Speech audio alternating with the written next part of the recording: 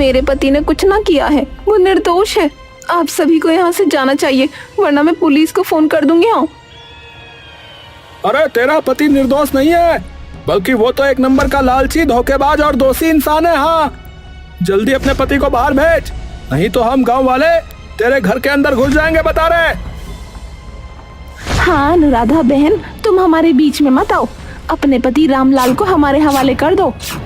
उसने हम गांव वालों के साथ विश्वासघात किया है, हम उसको किसी भी हालत में न छोड़ेंगे। हाँ हाँ, बाहर निकालो। हाँ, बाहर निकालो उस लालची रामलाल को। हाँ हाँ, बाहर निकालो। हाँ, बाहर निकालो, छोड़ेंगे नहीं। गांव वालों का गुस्सा देखकर अनुराधा घबरा जाती है। देखिए, हम लोग आराम से बैठकर भी तो बात कर सकते हैं ना। भगवान के लिए दया कीजिए, मेरे पति को बख्श दीजिए, उनके अलावा मेरा इस दुनिया में कोई नहीं है। गांव वालों, ये औरत ऐसे नहीं मानेगी, इसके ऊपर पत्थर फेंको।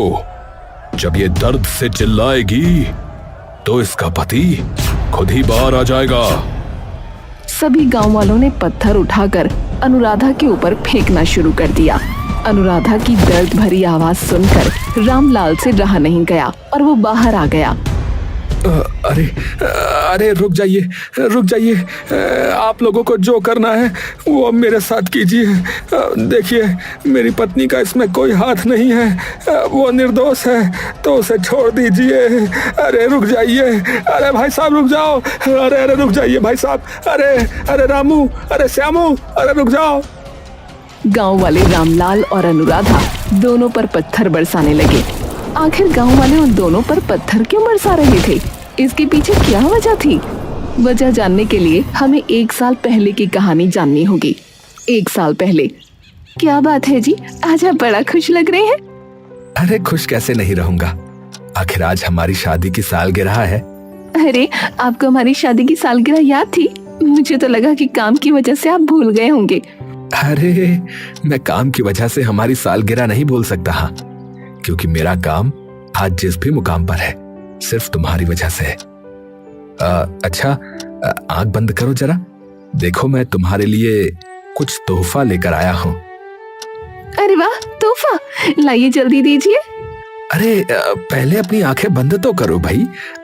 हाँ, ठीक है, ये लो, अब तुम अपनी आंखें खोल सकती हो। हाँ। अरे वाह, ये साड़ी तो बहुत खूबसूरत है, आप सच में बहुत अच्छे हैं, दुनिया के सबसे अच्छे पति हैं।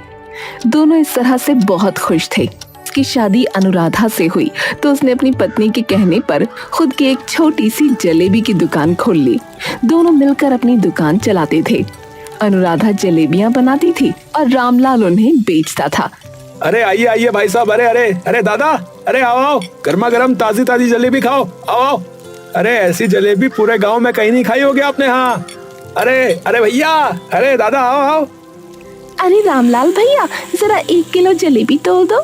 बात तो तुम सही कहते हो, तुम्हारे जैसी स्वादिष्ट जलेबियां गांव में कोई और नहीं बेचता। सच में तुम्हारी बीवी के हाथों में तो जादू है, जादू। गांव में आते ही सबको अपने हाथ की जलेबी का शौकीन बना लिया। अरे सही कहा दीदी, आखिर पत्नी किसकी है। ये बात बिल्कुल सच थी कि रामलाल की पत्नी बहुत स्वादिष्ट जलेबियां बनाती थी, जिस वजह से पूरा गांव उनकी जलेबी खाना पसंद करता था। सिर्फ गांव ही नहीं, बल्कि आसपास के गांव के लोग भी उनकी जलेबियां खाना पसंद करते थे। अरे भैया, आपकी जलेबी के चर्चे बहुत सुने, क्या आप हमें 1 पाव जलेबी देंगे क्या? अरे हाँ हाँ, क्यों नहीं भैया, अभी देते हैं। लीजिए, अभी बात देता हूँ आपके जलेबी। अच्छा, वैसे भैया जी, आपको आज से पहले इस गांव में कभी देखा नहीं, इस गांव में नए आए हैं क्या? अरे नहीं नहीं भाई, दरअसल मैं अपने दोस्तों के साथ शहर से यहाँ घूमने आया था, फिर कुछ लोगों से आपकी जलेबी के बारे में सुना, तो इसीलिए बस यहाँ जलेबी लेने आ गया। वैसे आपकी जलेबी देख के मुंह में पानी आ रहा है भाई साहब। अच्छा अच्छा अच्छा, इसका मतलब आप शहर से आए हैं भाई साहब। फिर तो आप हमारे मेहमान हुए।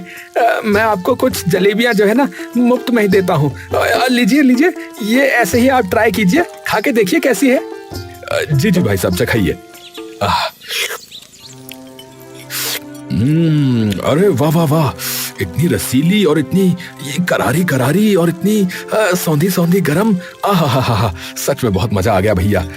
ठीक है, अब मैं चलता हूँ। अच्छा, ये लीजिए आपके पैसे।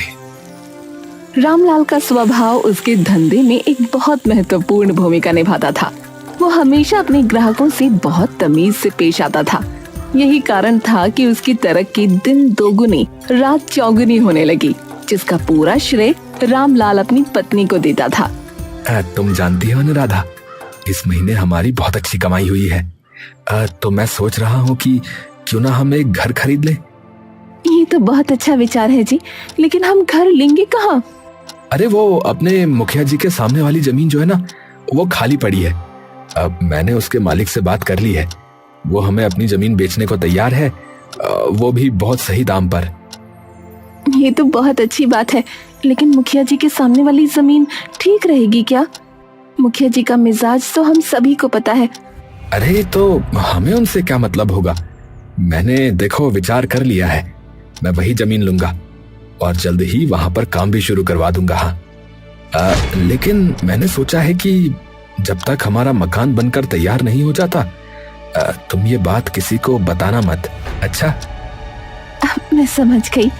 रामलाल मुखिया के सामने वाली जमीन खरीद तो लेता है और वहाँ पर घर बनवाना शुरू कर देता है, लेकिन गांव में अभी किसी को नहीं पता था कि वो घर रामलाल बनवा रहा है। एक दिन, अरे मुखिया जी, आपके घर के सामने इतना आलीशान घर कौन बनवा रहा है? क्या सामने वाली जमीन भी आप ही ने तो नहीं खरीद ली? अरे हरिया काका, यही तो मैं भी पता लगाने में लगा हूँ कि आखिर ये जमीन खरीदी किसने है। किसके अंदर इतनी हिम्मत आ गई जो मेरे ही घर के सामने मुझसे ज्यादा आलीशान घर बनवा रहा है। अगर पता लग जाए तो अच्छी खटिया खड़ी करूंगा उसकी। कुछ समय बाद रामलाल का घर बनकर तैयार हो जाता है। गृह प्रवेश वाले दिन पूरे गांव को पता चलता है कि वो घर रामलाल का है। क्या बात है अनुराधा, तुमने तो चोरी छुपे पूरा घर बनवा लिया, किसी को कानो कान खबर तक ना लगने दी। ऐसी बात नहीं है भाभी जी, वो दरअसल घर बनवाने में कोई अड़चन ना आए, इसलिए मैंने और मेरे पति ने गांव वालों से ये बात छुपाई थी। मुखिया को जब इस बात का पता लगता है तो वो आग बबूला हो जाता है। उस दो कौड़ी के रामलाल की इतनी हिम्मत कि उसने मेरे घर के सामने अपना एक आलीशान घर बनवा लिया।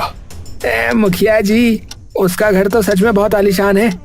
उसके घर के आगे बुरा मत मानिएगा मालिक, अब आपका घर तो कुछ भी नहीं लगता है। शायद वो आपसे ज्यादा अमीर हो गया है मालिक।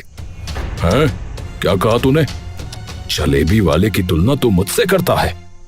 चाहे वो कितना भी बड़ा घर बनवा ले, रहेगा तो वो दो कौड़ी का जलेबी वाला ही ना। माफ करना मुखिया जी, छोटा मुंह बड़ी बात हो गई, लेकिन वो जलेबी वाला अब आपसे कहीं ज्यादा मशहूर और अमीर भी हो गया है मालिक। कुछ दिन, सिर्फ कुछ ही दिनों में मैंने उसे फिर से फकीर ना बना दिया ना, तो मैं भी मुखिया नहीं। चलिए जी, सब कुछ अच्छे से निपट गया। आपने मुखिया जी के यहाँ न्योता नहीं भिजवाया था क्या? कोई आया नहीं उनके यहाँ से? अरे पता नहीं क्यों नहीं आए। तुम ऐसा करो, तुम थोड़ी मिठाइयाँ पैक कर दो, मैं उन्हें घर देकर आता हूँ।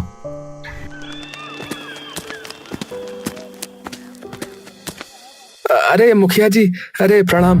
अरे आप मेरे गृह प्रवेश में नहीं आए, मैंने सोचा कुछ व्यस्त होंगे जरा, तो इसीलिए मैं ही आपके घर मिठाइयाँ पहुँचाने आ गया। ये तो तुमने बहुत अच्छा किया रामलाल। आखिर अब हम पड़ोसी जो हैं, हमारा व्यवहार आपस में अच्छा होना चाहिए। रामलाल के जाने के बाद तुम्हारी ये खुशी ज्यादा दिन टिकने वाली नहीं है रामलाल।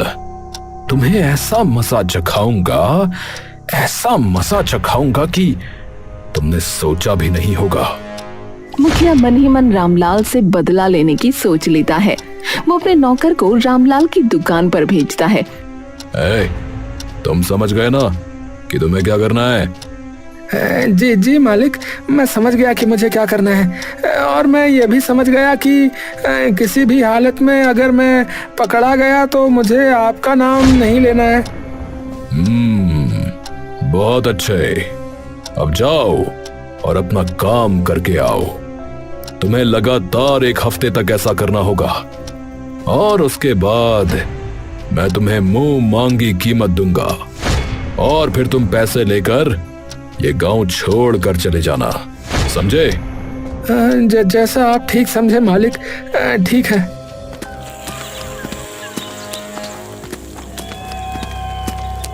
और सभी से बचकर चोरी से जलेबी बनाने की सामग्री में कुछ केमिकल मिला देता है। अरे आपको तो मैंने कहीं देखा है, याद नहीं आ रहा है। अरे दरअसल मैं यहाँ जलेबियाँ लेने आया था, मेरे बच्चों को जो है ना तुम्हारी जलेबी बहुत पसंद है, इसीलिए। अच्छा अच्छा, ऐसी बात है। ठीक है भैया, बताओ कितनी कर दूं? वो नौकर सफाई से अपना काम करके वापस आ जाता है। इसी तरह लगातार 1 हफ्ता वो ये काम करता है। गांव के काफी सारे लोग अब बीमार पड़ चुके थे। ऐसा लग रहा था जैसे गांव में कोई महामारी फैल गई हो। अरे, आपका स्वास्थ्य तो बहुत खराब है। आपने लास्ट टाइम क्या खाया था? डॉक्टर साहब, आज सुबह सुबह मेरा कुछ मीठा खाने का मन कर रहा था, तो मैंने रामलाल भैया के यहाँ की जलेबियाँ खाई थी। बड़ी अजीब बात है। पिछले 1 हफ्ते से जितने भी पेशेंट मेरे यहाँ आए हैं, सभी ने यही जवाब दिया है कि उन्होंने लास्ट टाइम जलेबियां खाई थी। तो क्या इस बीमारी का कारण जलेबी है? मुझे तो कुछ समझ में नहीं आ रहा है। अरे बहन, तुमने सुना? हमारे गांव में जो बीमारी फैल रही है वो रामलाल की जलेबी की वजह से फैल रही है। जिसने भी उसकी जलेबी खाई, आज की डेट में वो सब बीमार है। तुम सही कहती हो बहन, हम सभी को मिलकर मुखिया जी के पास जाना चाहिए। अब वही इस बात का कोई समाधान निकालेंगे। गांव के सब लोग एकजुट होकर मुखिया के घर जाते हैं। मुखिया दरवाजे पर ही खड़ा था, मानो जैसे कि वो उन्हीं का इंतजार कर रहा हो। अरे अरे, क्या बात है, क्या बात है? आप लोग इतनी भारी मात्रा में मेरे घर क्यों आए हैं? अरे बहुत भारी समस्या आ गई है मुखिया जी, अब तो आपको हमें बचाना ही होगा। अब आप ही हमें बचा सकते हैं। हाँ। अरे पहले बताइए तो सही कि क्या बात है, और आप सब इतना घबराए हुए क्यों हैं? मुखिया जी, गांव के बहुत सारे लोग बीमार पड़ रहे हैं। ये बात तो आपने सुनी होगी। हाँ हाँ, मुझे इसकी जानकारी है और मैं उसका कोई समाधान निकालने में लगा हुआ हूँ। दरअसल वो बीमारी रामलाल की जलेबी खाने की वजह से हुई है सभी को। क्या क्या बात कर रहे हो? ऐसा नहीं हो सकता। तभी भीड़ में से गांव का डॉक्टर निकलकर बाहर आया। मुखिया जी, ये सभी सच कह रहे हैं। पिछले 1 हफ्ते से जितने भी मरीज मेरे हॉस्पिटल में आए हैं, सभी का कहना है कि उन्होंने लास्ट टाइम रामलाल की जलेबियां खाई थी, और सभी की रिपोर्ट में एक ही परेशानी है। ये कोई संजोग तो नहीं हो सकता। क्या मैंने रामलाल को इतना गिरा हुआ नहीं समझा था? मैं तो उसे अपने भाई की तरह मानता था। हमें उसे नहीं छोड़ना चाहिए। हम सब मिलकर उसको अब सबक सिखाएंगे। चलो। आखिरकार मुखिया यही तो चाहता था। वो गांव के लोगों को लेकर रामलाल की दुकान पर जाता है, क्योंकि रामलाल को इसका अंदेशा पहले ही हो गया था। इसीलिए वो अपनी दुकान बंद करके घर में जाकर छुप गया था। अनुराधा, घर के सभी दरवाजे और खिड़कियां बंद कर दो। हम बहुत बड़ी परेशानी में फंस गए हैं। कैसी परेशानी? आप इतना घबराए हुए क्यों हैं? अनुराधा, किसी ने हमारे साथ बहुत बड़ी चाल चली है।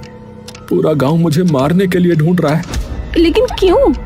अरे पता नहीं कैसे, लेकिन मेरी जलेबियां खाकर अचानक गांव के लोग बीमार पड़ने लगे। गांव वालों का कहना है कि पैसों के लालच में मैंने जलेबियों में मिलावट करना शुरू कर दिया था, पर सच में ऐसा नहीं है। फिर अब हम क्या करेंगे जी? फिलहाल छुपने के अलावा हमारे पास कोई दूसरा रास्ता नहीं है। तभी अचानक से गांव वाले रामलाल का दरवाजा पीटने लगते हैं। आप यहीं रहिए, मैं गांव वालों को समझा कर आती हूँ। मुझे यकीन है वो मेरी बात का यकीन जरूर करेंगे। अनुराधा बाहर जाती है और गांव वाले उसकी एक नहीं सुनते, बल्कि उसके ऊपर पत्थर बरसाने लगते हैं। अपनी बीवी को बचाने के लिए रामलाल को घर के बाहर आना ही पड़ता है। गांव वाले उसे पीट पीट कर पुलिस के हवाले कर देते हैं। इंस्पेक्टर साहब, मेरे पति की कोई गलती नहीं है। मेरे पति बहुत ईमानदार आदमी हैं। वो पैसों के लालची हो ही नहीं सकते। मुखिया जी, मैं आपके हाथ जोड़ती हूँ, हमें बस एक मौका दे दीजिए। मेरे गांव में गलती करने वालों को ऐसी ही सजा मिलती है। अगर तुझे अपनी जान प्यारी है तो इस गांव से निकल जा, वरना तेरे साथ तेरे पति से भी ज्यादा बुरा होगा, समझी? रामलाल को इंस्पेक्टर जेल में ले जाता है। दूसरी तरफ अनुराधा को गांव से निकाल दिया जाता है। वाह मुखिया जी वाह, आपका तो कोई जवाब ही नहीं है। वैसे अगर मेरे पैसे मुझे मिल जाते मुखिया जी तो अच्छा होता, फिर मैं चला जाता। क्या कहा तूने? इस छोटे से काम के लिए तुझे अब पैसे चाहिए हैं? लेकिन मालिक, आपने ही तो कहा था कि आप मुझे ढेर सारे पैसे देंगे। अरे तो तूने क्या मेरी बातों को सच मान लिया क्या? हैं? अरे भाई अतरंगी और बजरंगी, अरे जरा इसकी सेवा तो करो थोड़ी। मुखिया अपने आदमियों से कहकर उस नौकर की बहुत पिटाई करवाता है। इसको इतना मारो कि ये किसी को कुछ बोलने लायक ना बचे, समझे? पैसे चाहिए। किसी तरह जान बचाकर वो नौकर गांव से बाहर भाग जाता है। गांव के बाहर उसकी मुलाकात अनुराधा से होती है। अरे आप ठीक तो है ना? आपकी इतनी बुरी हालत किसने की? जरा ठहरिए भैया, मैं आपके घावों को साफ कर देती हूँ, वरना इनमें इन्फेक्शन हो जाएगा।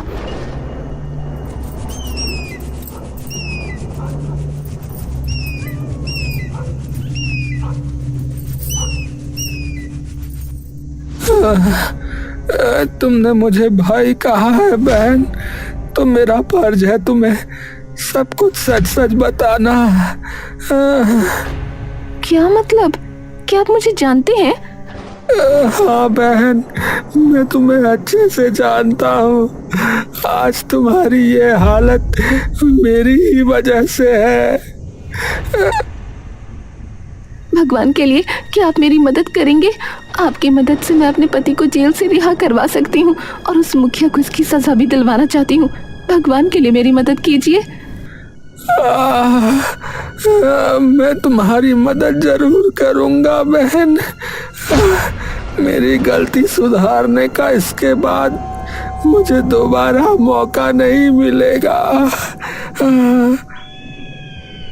अरे तो फिर से आ गया हैं? लगता है तुझे अपनी जान प्यारी नहीं है। मैं यहाँ अपनी गलती सुधारने आया हूँ मुखिया। हाँ, मैं तुझे कहीं का नहीं छोड़ूंगा। तूने किसी का घर उजाड़ा है, समझे? क्या कहा? कहीं का नहीं छोड़ूंगा? अरे देखो तो जरा, कौन बोल रहा है, जिसने खुद मेरे कहने पर रामलाल की जलेबियों के सामान में जाकर केमिकल मिलाया था, वो बोल रहा है। हाँ मिलाया था, लेकिन आपने पूरी चाल चली जिससे रामलाल गुनहगार साबित हो सके और वो अपना आलीशान घर छोड़कर चला जाए ताकि आप इस घर पर कब्जा कर सको, इसीलिए मिलाया था। हाँ सही कहा, क्योंकि इस गांव में मुझसे ज्यादा अमीर कोई नहीं हो सकता, समझा? अगर गांव के लोग पैसे वाले होने लगेंगे तो इस गांव पर मेरा राज कैसे चलेगा रे? इस गांव का सिर्फ एक ही मुखिया था और वो मैं हूं, और हमेशा मैं ही इस गांव का मुखिया रहूंगा, समझा? मुखिया की ये सारी बातें अनुराधा अपने मोबाइल में रिकॉर्ड कर रही थी। वो ये रिकॉर्डिंग सभी गांव वालों को और इंस्पेक्टर साहब को सुनाती है। कि मुखिया इतना हरामी इंसान निकलेगा, हमने तो सोचा भी नहीं था। इतना ही नहीं, ये हम गांव वालों को अपना गुलाम समझता है और धोखे से हमारी जमीन और घर हड़पना चाहता है। इंस्पेक्टर साहब, रामलाल बेगुनाह है, उसको छोड़कर इस मुखिया को जेल में डालिए। हाँ हाँ, मुखिया को धरिए। हाँ हाँ, मुखिया को पकड़िए मालिक। इंस्पेक्टर रामलाल को रिहा कर देता है।